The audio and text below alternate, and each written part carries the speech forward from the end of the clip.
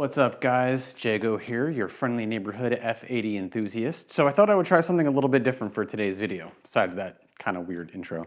So I have to do an oil change. So I thought, why not set up the camera in the garage, change some oil, and talk to you guys about some kind of car related topic. So it's probably already in the title, spoiler, today's topic is crank hubs. And put in my 2 cents on that, not something I've talked about yet, kind of an old topic as it regards to F80s, but still something I wanted to sort of chime in on. So yeah, I have no idea how this video is gonna go. I don't know if it'll ever see the light of day, quite frankly, but trying something new, something I thought might be fun to do. So just hang out in the garage, do some car stuff, have a conversation. So yeah, we'll see how this goes. I already got the car up on jack stands, got the tools all laid out. So yeah, let's see if I can walk and chew gum at the same time. Kind of going with the wide angle lens here, so I hope that works. It might look a little bit weird, but I think we're here for the audio, not so much the video. Also, I did do an oil change video a while back, so this isn't really gonna be like a DIY or anything. If you're interested in, there's a lot of good ones out there, but if you are interested in that, I will link it in the description below. But before we get started, and I will try not to keep doing this every time I do some kind of maintenance related video, but I feel the need to bring it up again. Oil change, FCP Euro, any kind of maintenance item, I highly encourage, nay, insist that you go to FCP Euro, check out their lifetime replacement guarantee program.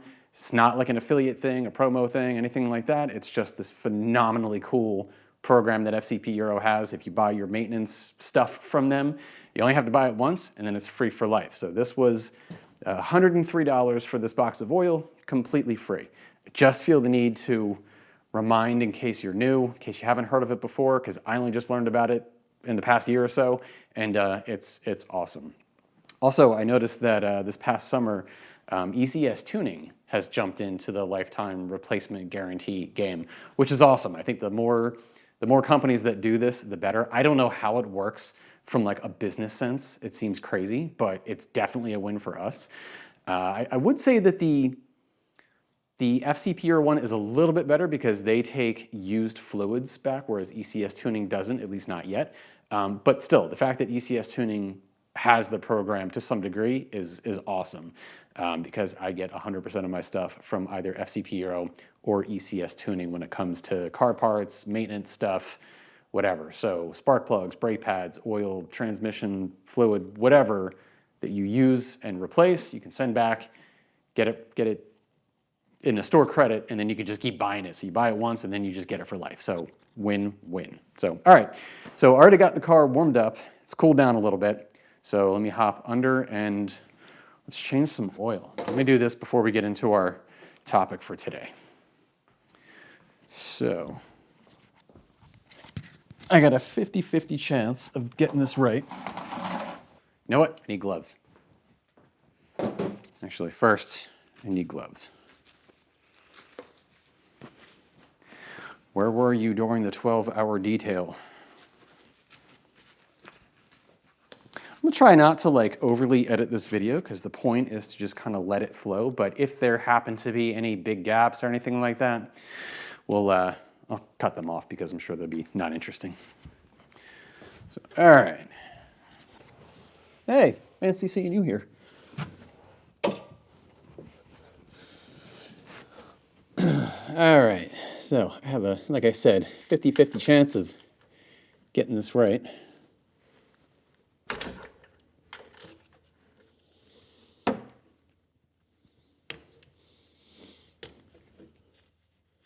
By getting it right, I mean catching the plug before it drops into the pan.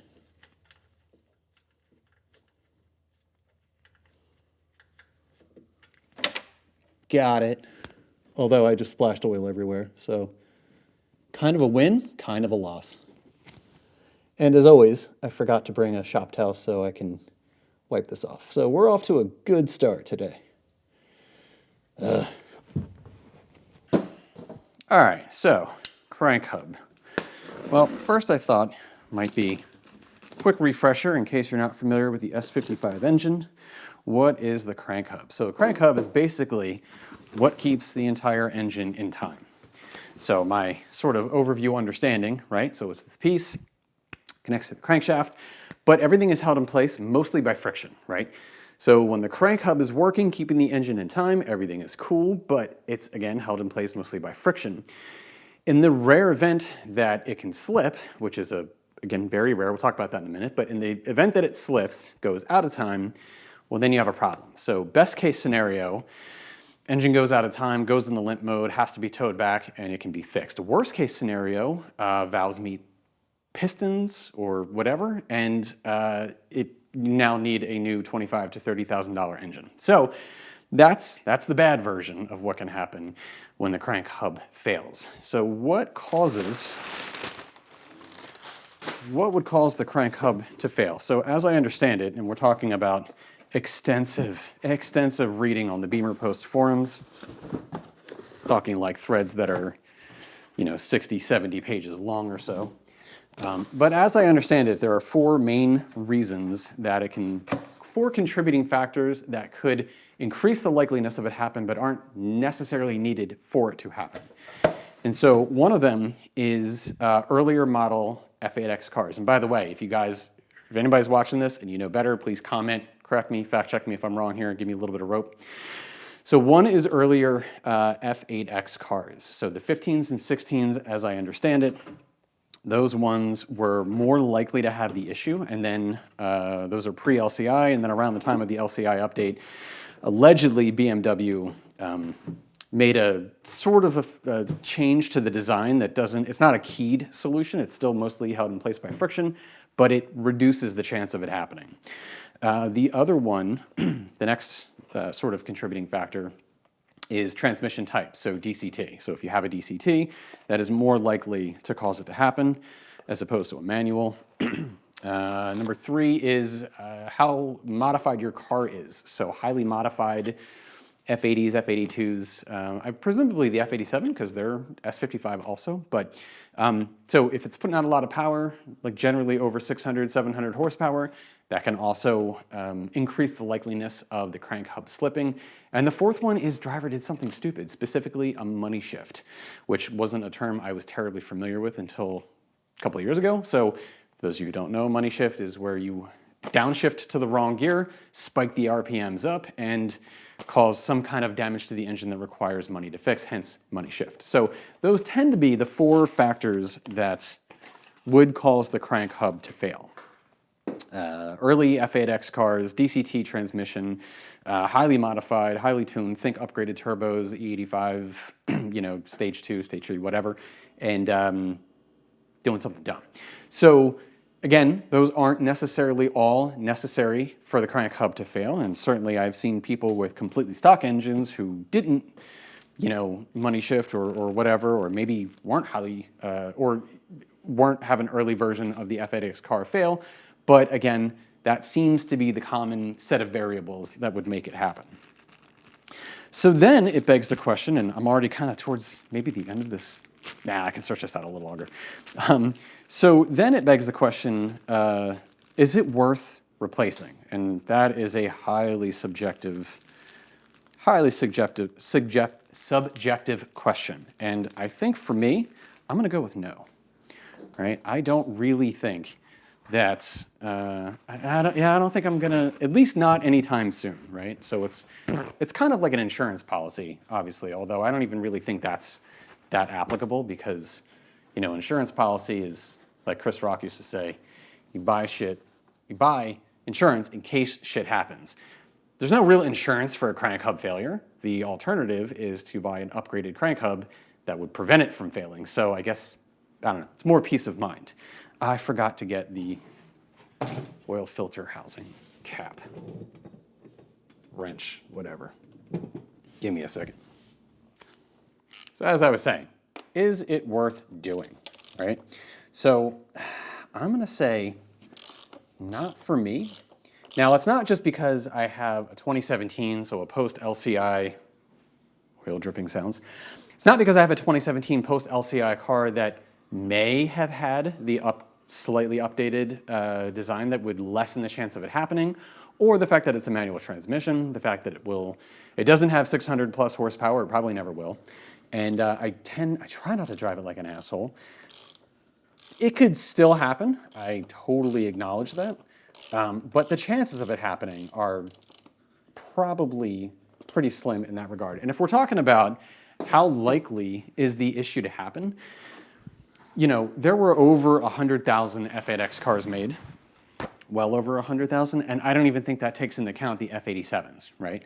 So we're just talking F80, F82, F83, and you're talking about, at least I think it would be safe to estimate that we're talking fractions of a percent of cars that had that happen to it.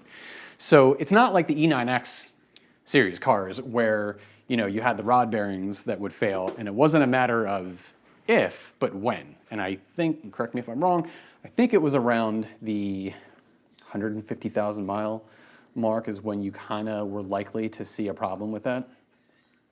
To the point where, when people are selling theirs, you generally see in the sale description whether or not the rod bearings were replaced. Not you generally don't see for F8X cars oh, had the crank hub done, unless it was somebody who was modified their car, maybe selling it on M3 list or something. So yeah, I don't think it's nearly as much of a concern.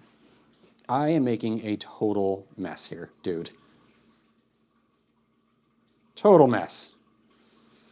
Whew. That's all right. We'll clean up later.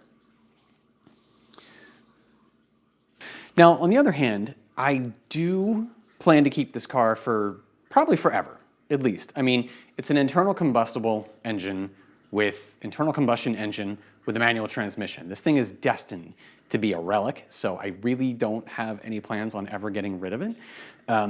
So, given the fact that it will probably hopefully see hundreds of thousands of miles, maybe in the future, I might consider that. Another thing is actually, what are the range of impressions in the BMW community about the issue? That's actually something I meant to talk about before this. But anyway, so based on everything I've read, again, it seems to me that the sort of sentiment is anywhere from, holy shit, BMW, how could you sell us a car with a ticking time bomb in it, all the way to, this hardly ever happens. There's some company who was the first to come up with a keyed crank hub solution, and they fear-mongered in order to sell more of their product. That's the range of sentiment, and I think I kind of fall somewhere in the middle where it's probably won't happen. Now, granted, I say that with intense trepidation because, I really hope it never happens. But yeah, from everything I've read, from everything I've seen, I don't think it's as prevalent of an issue that warrants the $4,000. It's about what it costs to get it replaced. You figure it's $1,000 for the crank hub and about $3,000, $3,000 for labor, right? So you have to kind of lift the engine a little bit. It requires BMW specific tools, somebody who really knows what they're doing. As much as I am into all of this DIY stuff, that is a little bit above my pay grade. I would not want to, anything to do with engine timing, I don't think I would feel very comfortable with. Maybe if I had the car on a lift and a mentor, to kind of walk me through it a couple of times, I'd be up for trying it, but definitely not on my own based on, whatever I could find on YouTube. So you're taking it somewhere, and then that begs the further question of, if you're taking it somewhere, do you even have somewhere you can go, right? Do you have a shop nearby that will, dude, my throat is super dry today, so of course that would happen when I'm trying to record a talking video. But anyway, do you have somewhere that you could take the car, like a shop that would be willing to do it? So in my case, hold on, need another glove. So in my case, a while back, when I did the Remus exhaust install, which was my first time doing an exhaust, I think it went pretty well, but there was a tiny little rattle that I could not fix, right? So I ended up taking it to, after a couple of tries, and by a couple I mean a lot, I ended up taking it to this performance shop not too far away. The owner, super cool guy, European performance, by the way, if you're ever in the area and you have a European car, mostly BMWs, that you need something done with, the dude is awesome. But anyway, this dude, John, he runs the place, it's his garage, and I got to asking him, because he has an F87 M2 straight piped, he tracks it, the whole thing.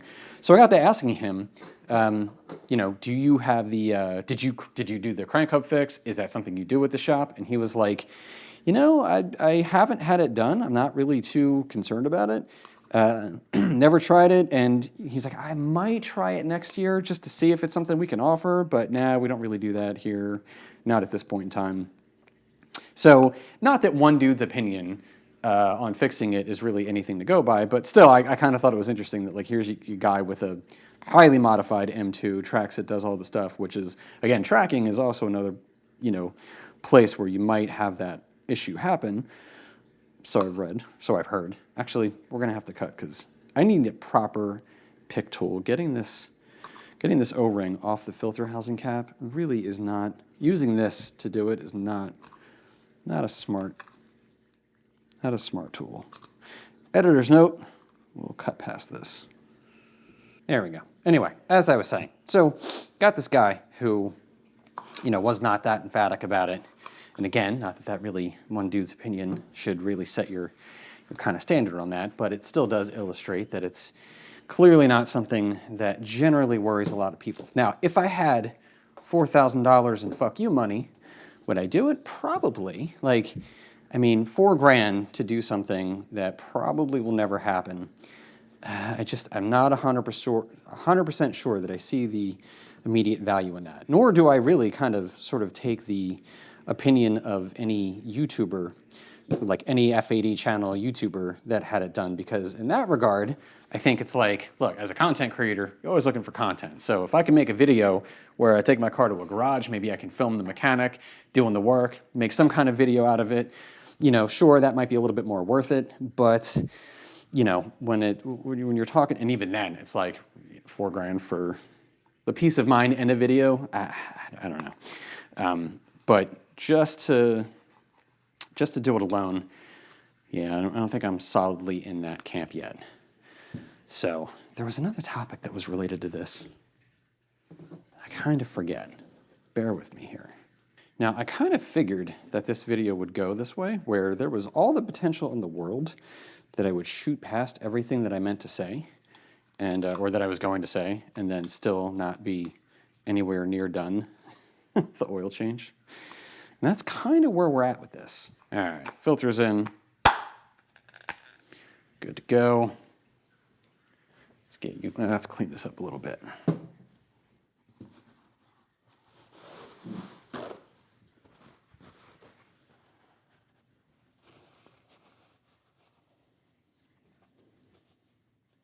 Do the engine bay after the last detail.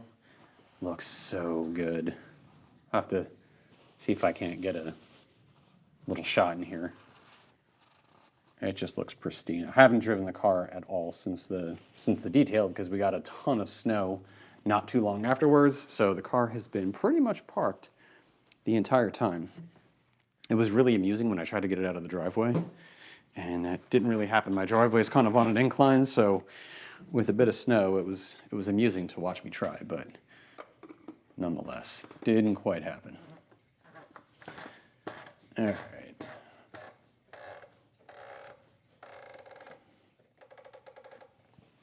So let's torque this down, 25.5 Newton meters. I think that's right. 21. Oh, wrong way.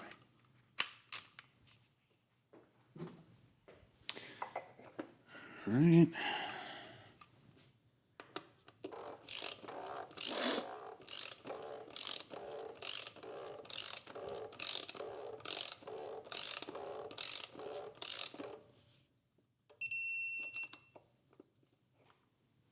Cool. All right, anyway, so yeah, I think that's about the end of our topic for this one. So that went kind of quick, and I'm not done the oil yet, so I kind of figured that might happen.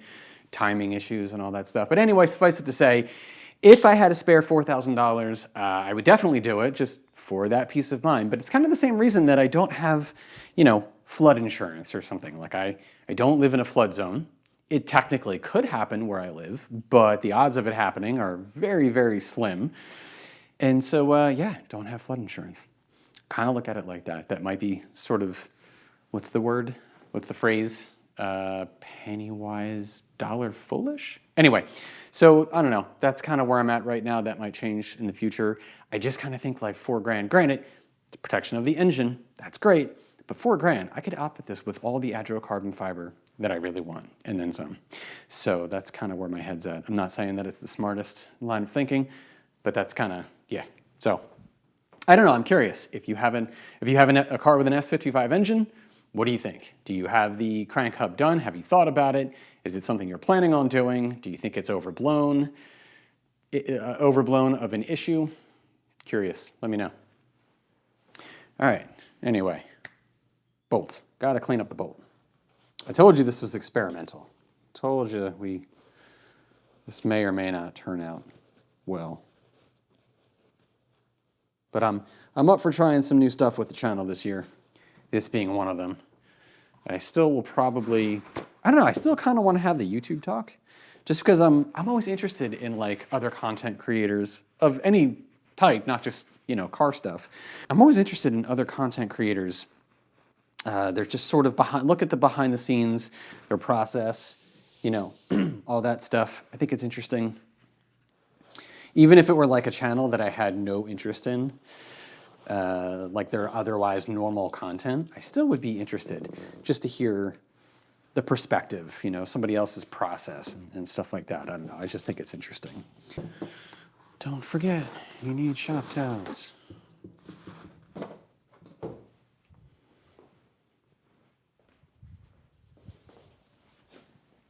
I guess that's the cool thing about editing all this stuff is that you can take a beat, kind of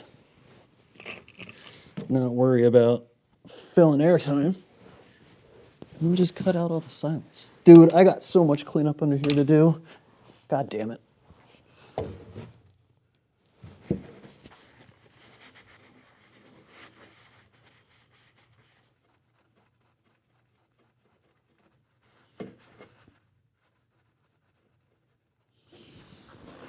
All right. I wish that the torque wrench would stay on a little longer. It goes off a little too quickly.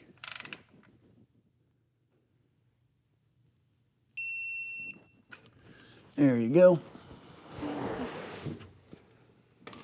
Mission accomplished. I am just not a neat person when it comes to doing stuff like this. Okay, time to, last step, put in the oil. Dude, I'll tell you what I was so bummed about. Hold on. Oh my God, so bummed. So, if you didn't see the video, I custom painted a set of Golden Wrench Supply caps a while back, right? All purple. Not 100% the purple that I really wanted, but close enough. Although now I see that they offer custom colors. They sold their shit out in like 10 hours or less than that. So by the time I saw that they had offered it for sale, they were already sold out, which kind of bummed me out because the purple version that they have right from the factory, better than spray painting, is like, that's exactly the color purple that I wanted. And they sold out like instantly, and I haven't seen them come back in stock yet. It might be ridiculous to order a whole new set just for a slightly different shade of purple, but I'm that ridiculous. So anyway, yeah, so when I did spark plugs, I didn't realize I was removing something, and I didn't realize that the edge of the socket wrench hit the corner of the oil filter cap. Dude, so pissed. So it clearly left a little scar on it. You can't see it when it's in place because of the angle, thankfully, but it pisses me off to know it's there. I'm gonna have to fix that up. Anyway, all right, let's put in some oil, wrap this up. Anyway, yeah, so I think that's kind of where we're at on the whole crank hub talk.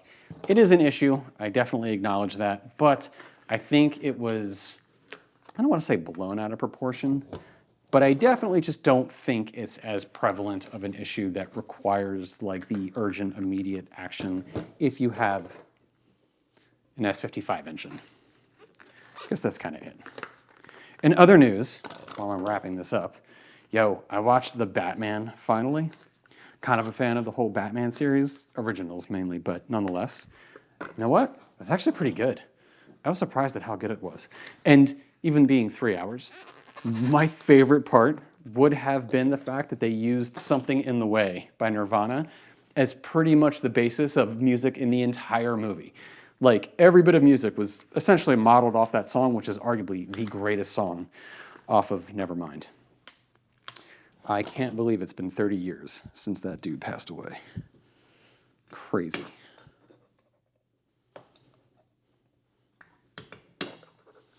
Actually, I'm sure that I have a leftover bottle of oil. That's like a half bottle. I should check that.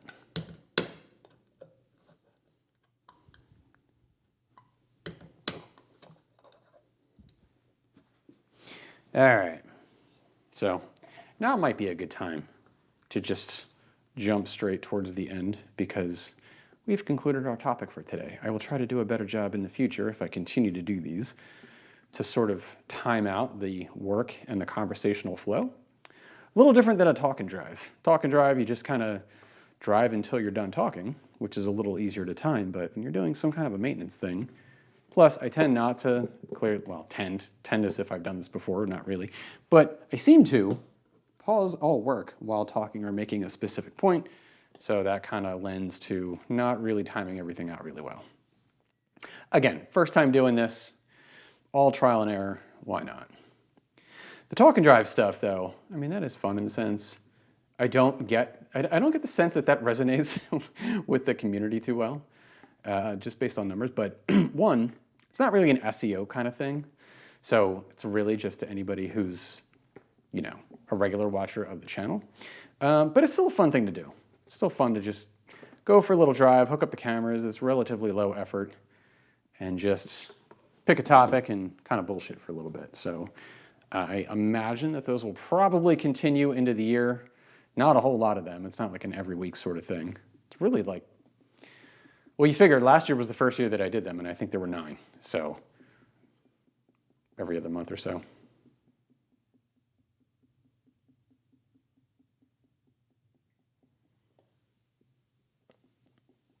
Actually, for the time that I have left, I probably could bullshit about the YouTube stuff, but we'll save that for another video.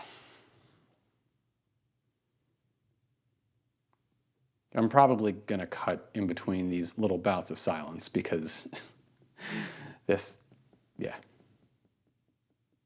Or maybe not. Maybe there's something slightly hypnotic about just the sound of glugging oil in a filter.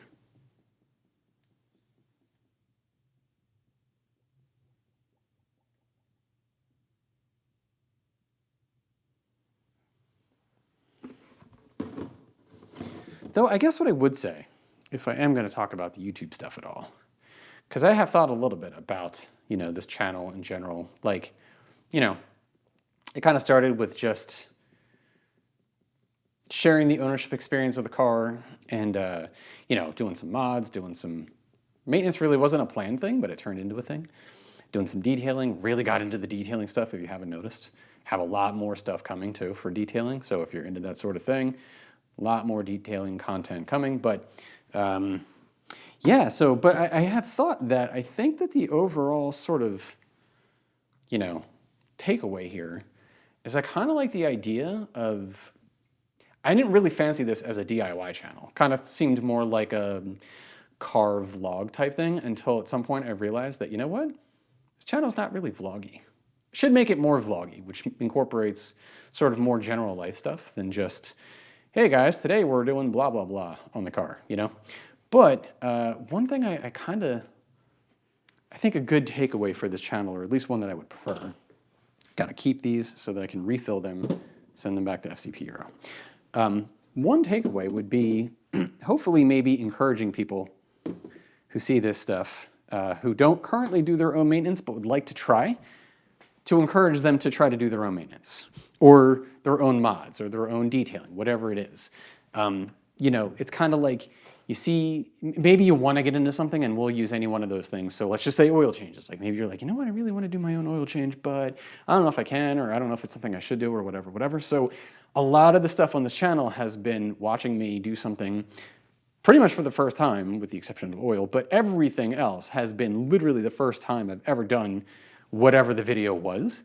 And so it's a cross between like, hey, follow along, watch another person for the first time doing something, and, you know, kind of like just see someone else maybe struggle their way through it, or point out things that like a more seasoned, experienced person might not point out because maybe they make assumptions about, you know, what you already know.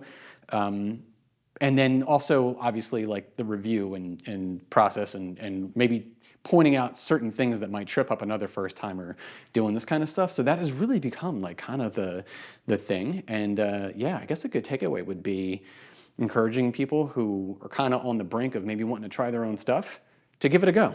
You probably can do it.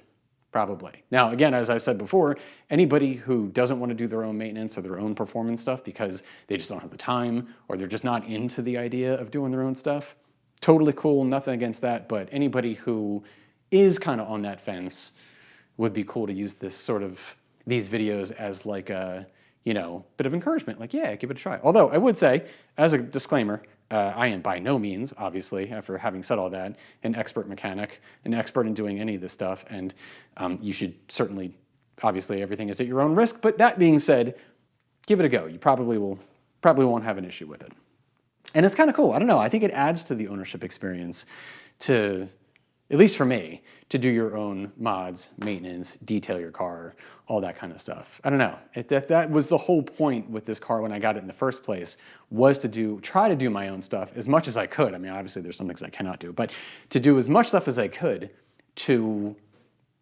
again, ownership experience, just really kind of get into it. Anyway, I've enjoyed it thus far. I gotta go find half bottle of oil. Where you at, fool? There we go. Actually, I have 3 whole bottles of oil.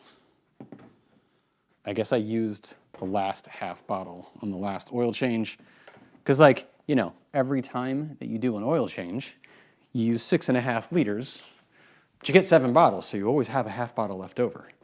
And the fact that I have 2 F80s that I have to do oil changes for means that I frequently have a half bottle. And then sometimes it works out just right where you don't, which I guess is really every other oil change. Whatever. Anyway, so, all right, half bottle and then we're done.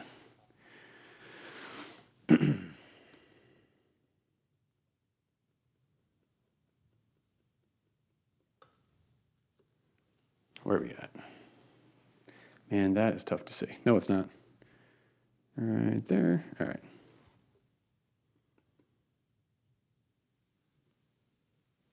So yeah, closing thoughts, highly encourage you to try your own maintenance if you are so inclined to give it a try, and The Batman was a pretty good movie. I think that's where we're at. A little bit more. Good to go, close enough. No, a little bit more. Bit more. Spot on. Spot on, mate. That's the only one thing though about returning the oil. So like, you know, when you buy a kit of oil from FCP Euro, well, if you buy the kit, I guess I could just buy 6 individual bottles because I have so many leftover bottles to serve in for my half bottle. But your kit comes with 7 bottles of oil, but you've really returned 6. So you don't get necessarily 100% of the refund back if you buy the kit. The kit obviously including the 7 bottles of oil plus the filter, which comes with the O-rings and the crush washer. So if you buy the kit, you get like everything but like $10 or so as a refund. If you bought the individual components, you would get 100% refund. So worth pointing that out just because, well, it is a thing to point out. But still, dude, I don't know how that works from a business sense, but man, it is cool. So spark plugs, cabin air filters, brake pads, brake fluid, transmission fluid, rear differential fluid, all the oil stuff, like everything that is a maintenance item. Buy once, and then you buy it again, send the original back, get a refund for that, and now you're getting it for free ad infinitum. Ad infinitum? Whatever, you know what I mean. So, all right, guys, well, I think that's it. I think we're done here. So, kind of filibustered a little bit for that end part, but we good. There we go. Hide that damage.